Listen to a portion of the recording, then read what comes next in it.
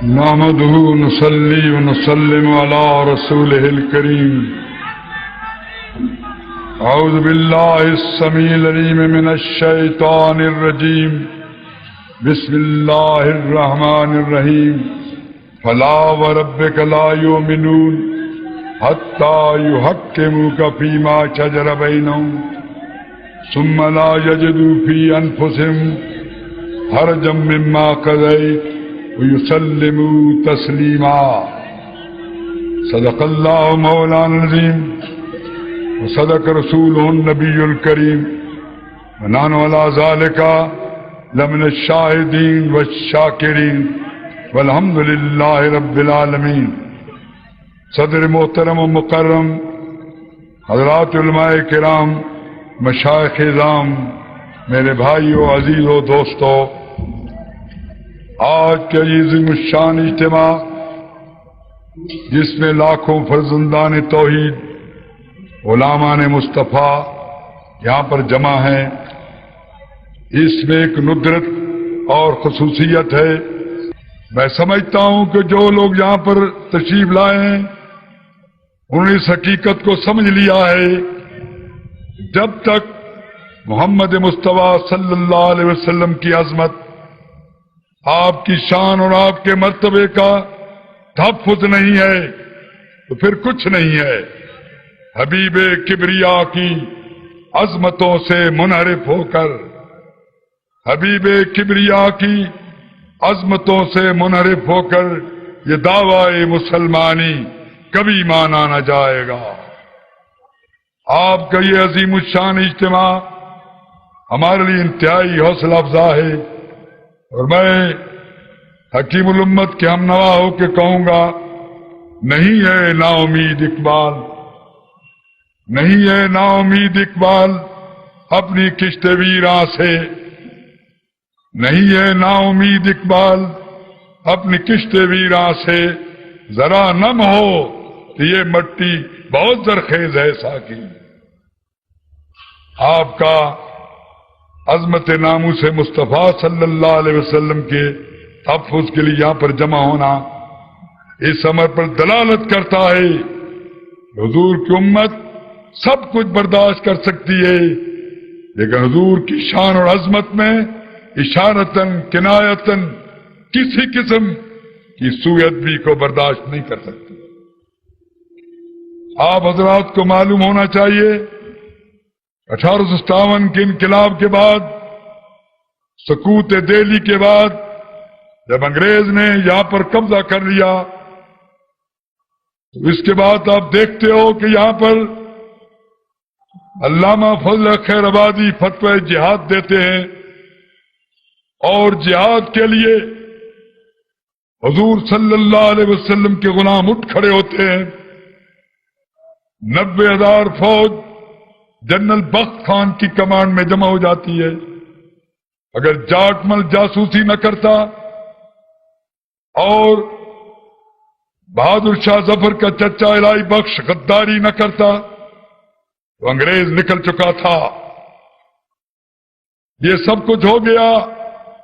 1869 کے اندر انگریز نے ایک خاص طور پر کمیشن بٹھایا. کمیشن نے یہ چیز ان کے سامنے رکھی کہ ہم نے ملک فتح کر لیا، تمام ادارے ختم کر دیے، ان کا دارالافتاء دارالقضاء ہم نے ختم کر دیا، یہاں پر شریعت کا قانون ختم ہو گیا ہے، ہمارا قانون جاری و ساری ہے. لیکن اس کے باوجود آج بھی جب نعرہ تکبیر بلند ہوتا ہے تو مسلمان جذبہ جہاد میں سرمست ہو کر میدان میں نکل آتا ہے. اس کا کوئی علاج سوچو. اس کمیشن کے اندر بڑے بڑے سول آفیسر تھے، پادری بھی تھے، ان کے ذمہ یہ کام لگایا گیا، ایسی تجویز سوچو، ایسا پروگرام بناؤ کہ مسلمانوں کے اندر یہ جذبہ جہاد ہے یہ ختم ہو جائے، اور اس طرح مر مٹنے کے لیے جو تیار ہو جاتا ہے یہ جذبہ اس کے اندر سے نکال دیا جائے. 6 ماہ کے بعد کمیشن نے رپورٹ پیش کی. اس رپورٹ میں انہوں نے لکھا کہ کوئی شخص ان کے جذبے کو ختم نہیں کر سکتا. قرآن کے اندر جہاد کا حکم ہے. نبی صلی اللہ علیہ وسلم خود مجاہد تھے، اس لیے جہاد کا جذبہ ختم نہیں ہو سکتا.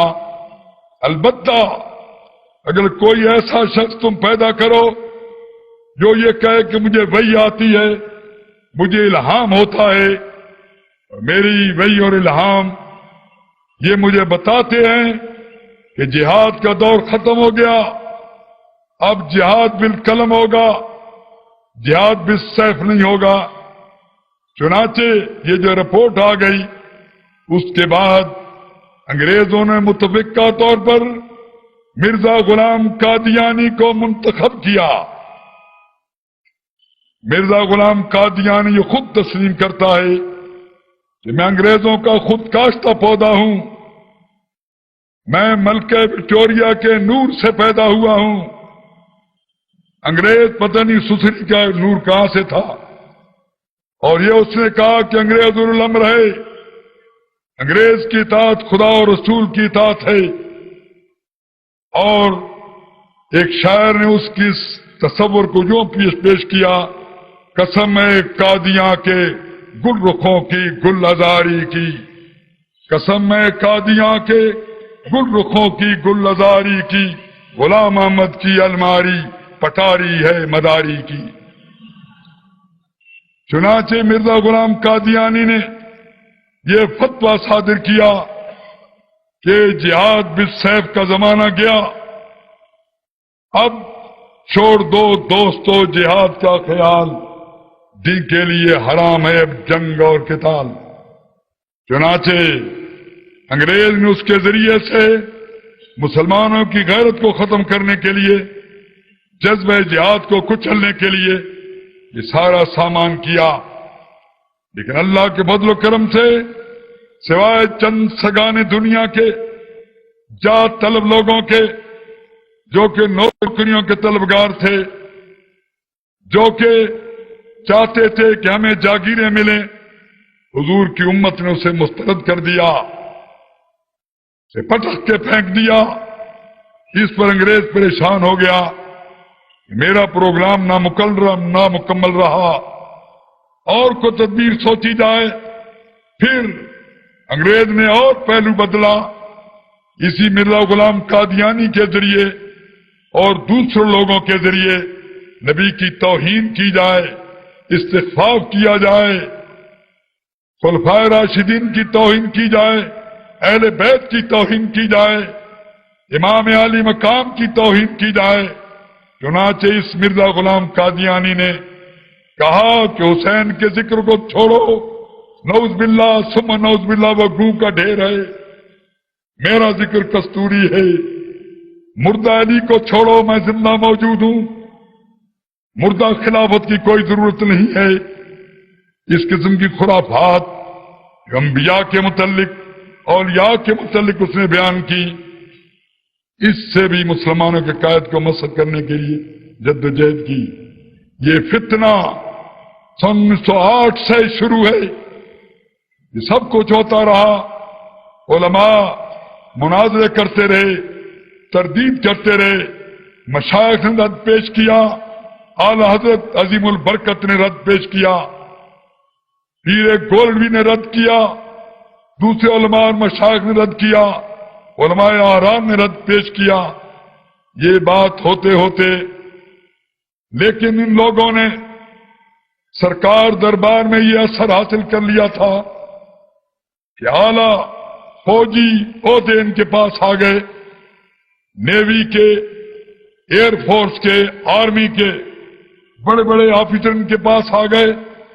ان کے دماغ میں یہ خلل پیدا ہوا، اس طریقے سے ہم پاکستان پہ قبضہ کر لیں.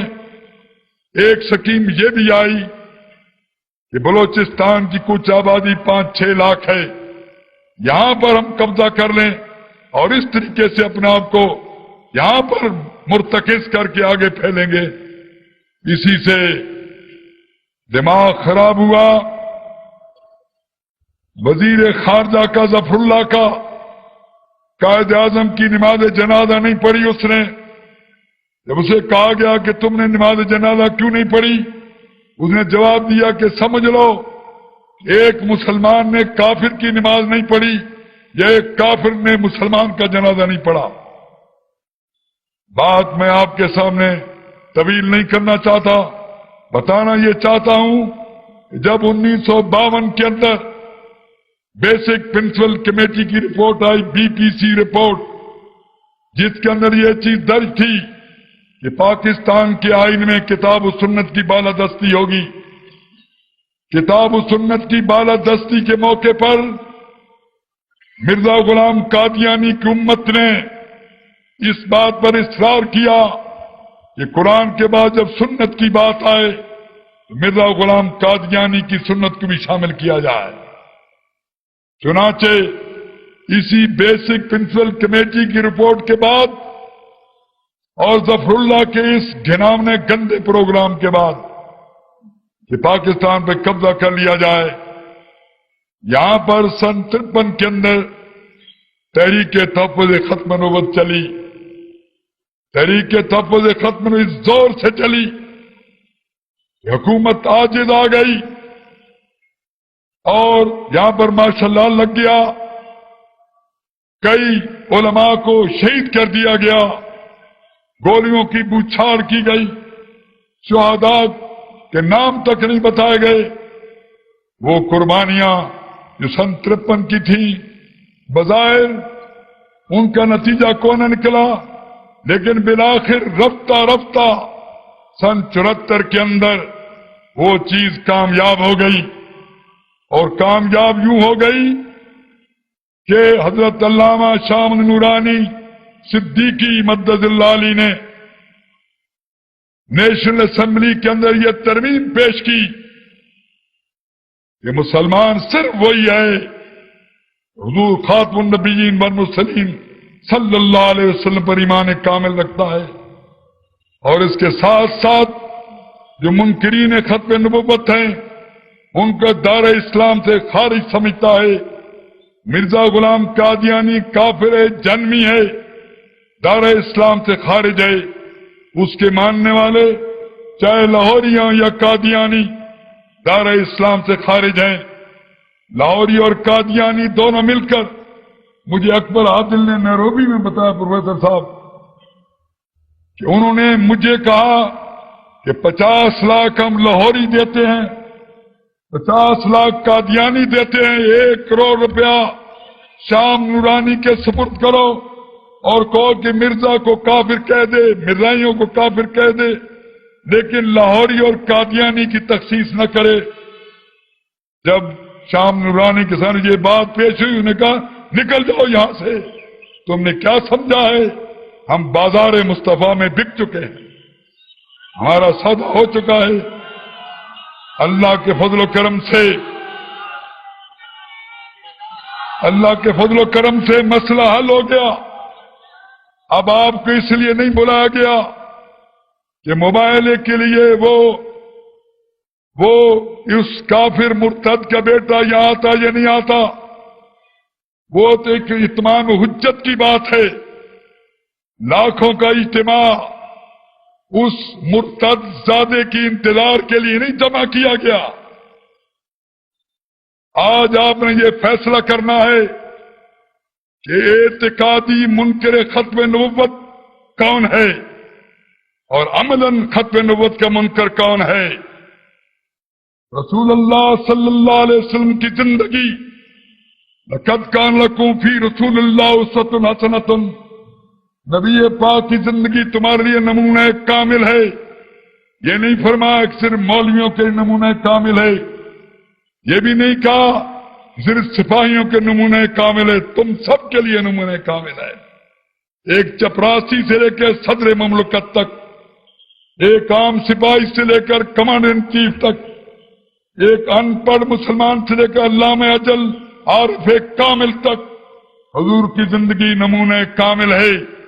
کیونکہ حضور صدر مملکت بھی تھے، کمانڈر ان چیف بھی تھے، قاضی القضات بھی تھے، معلم بھی تھے، مدرس بھی تھے، اور آپ غریبوں کے ملجا اور ماوا امام اور مقتدا تھے.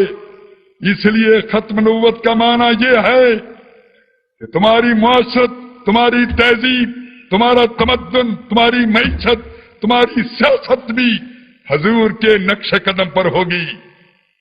یہ نہیں ہے کہ کوئی تو غلام بن جائے روس کا، کوئی غلام بن جائے امریکہ کا، کوئی پیروکار بن جائے فرنگ کا.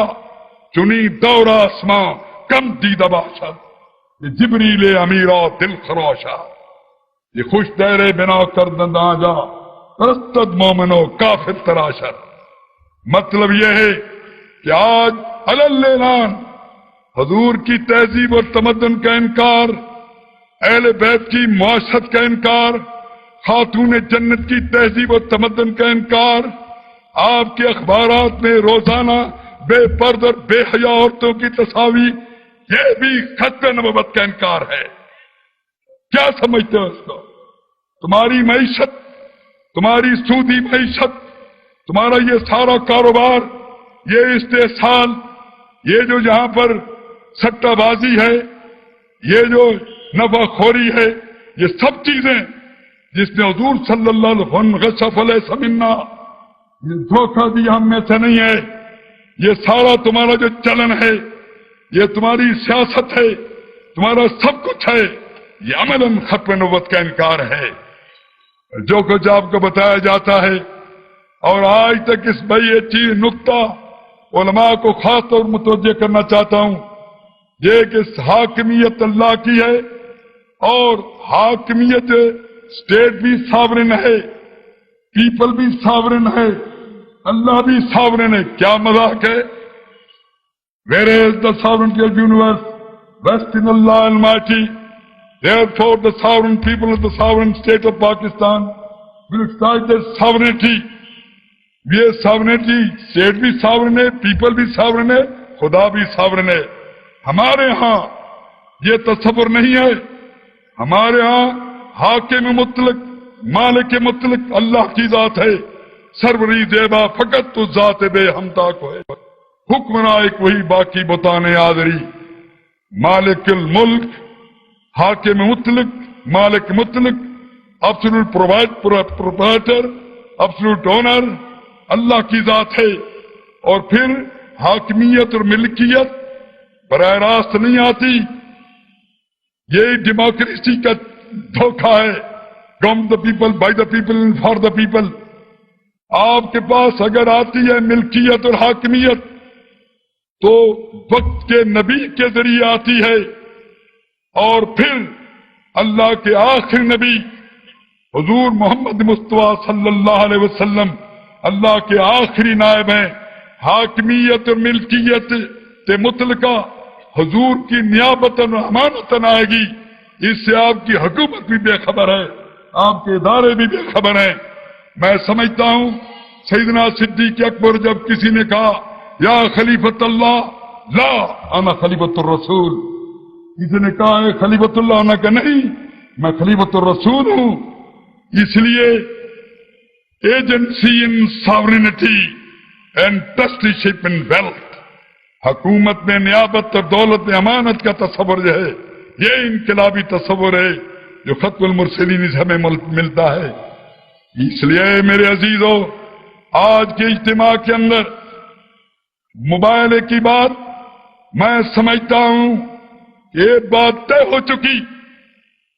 طے ہو جانے کے بعد کسی اس مرتد زادے کا یہ کہنا مباہلہ کرنا چاہتا ہوں، اس کی بات کو کوئی اہمیت نہیں دیتے.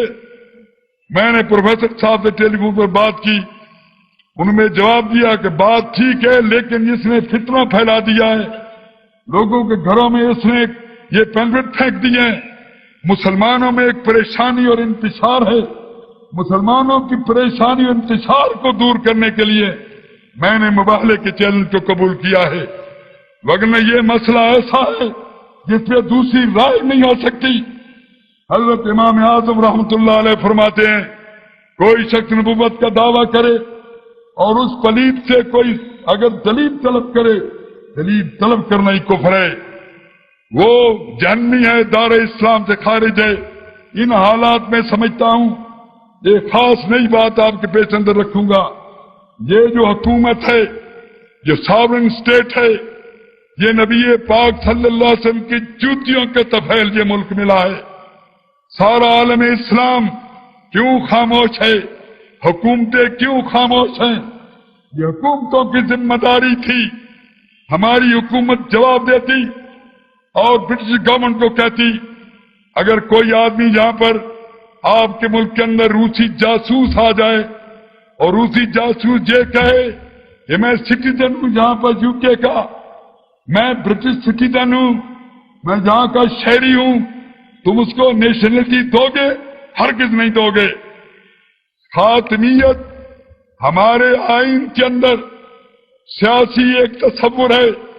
نیشنلٹی اسلام کی، حضور کی ختم نبوت پر مبنی ہے. جو شخص حضور کی خاتمیت کا منکر ہے وہ پاکستان کی نیشنلٹی کا انکار کرتا ہے. اور اس پر جو آپ کو دعوت دیتا ہے مباحثے کی، مناظرے کی، اس کا مطلب یہ ہے کہ پاکستان کی سلطنت کو تسلیم نہیں کرتا، پاکستان کے تصور حاکمیت کو تسلیم نہیں کرتا. ہماری حکومت کا فرض تھا اس کا نوٹس لیتی. عالم اسلام کا فرض ہے کہ اس کا نوٹس لے. کہ کل کوئی کتا بلا آ کے یہاں پر کہنے لگ جائے یہ کتاب و سنت کی بالادستی کی کوئی ضرورت نہیں ہے.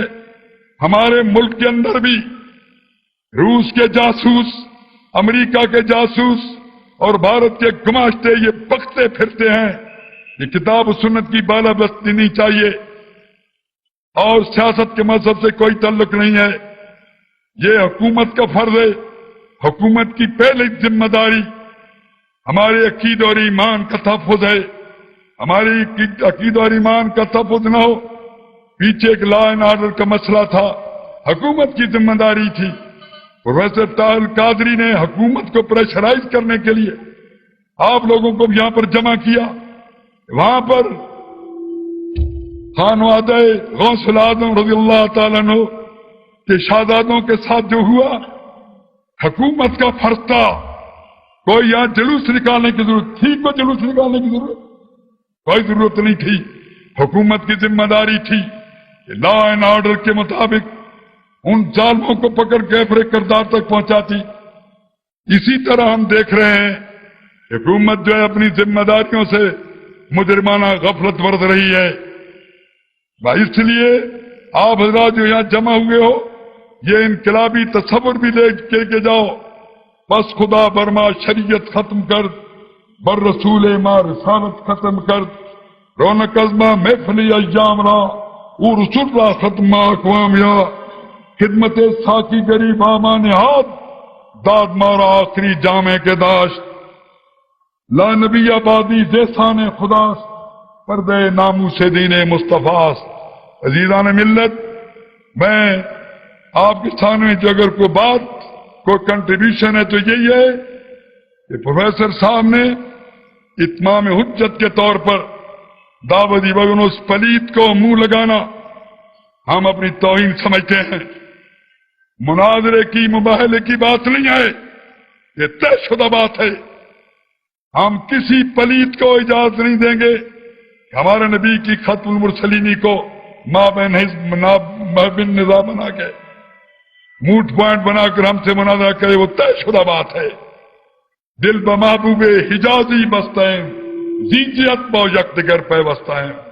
اس لیے میں سمجھتا ہوں کہ حکومت رسول اللہ صلی اللہ علیہ وسلم کی ناموس کا تحفظ کرے اور خود برٹش گورنمنٹ کو کہے کہ تم نے اپنی مانوی اولاد کو، جس کو ہم نے اس کو نمایاں کر کے تمہارا پالتو جو تمہارا یہاں پر خود کاشتہ پودا، اس کی ذریات جو ہمارے جاسوس تھے، پاکستان کے دشمن تھے، اکھنڈ بھارت چاہتے تھے، پاکستان کو مٹانا چاہتے تھے، جس نے توہین کی انبیاء کی، توہین کی ہے اولیاء کی، توہین کی ہے نبی پاک صلی اللہ علیہ وسلم کی، حضور کی توہین، انبیاء کی توہین، اولیاء کی توہین، ہمارے تصور جو ہے پاکستان کا، نظریہ پاکستان، اس کا ابطال ہے.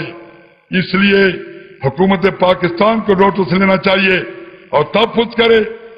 اور آپ لوگ جو جمع ہوئے ہو اسی جذبے سے سرشار ہو کر جاؤ.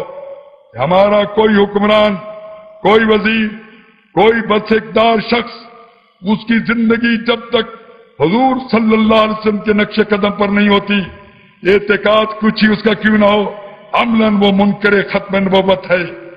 اس عملی اور منافقت، یہ جو نفاق ہے، اسی سے نجات حاصل ہو جائے.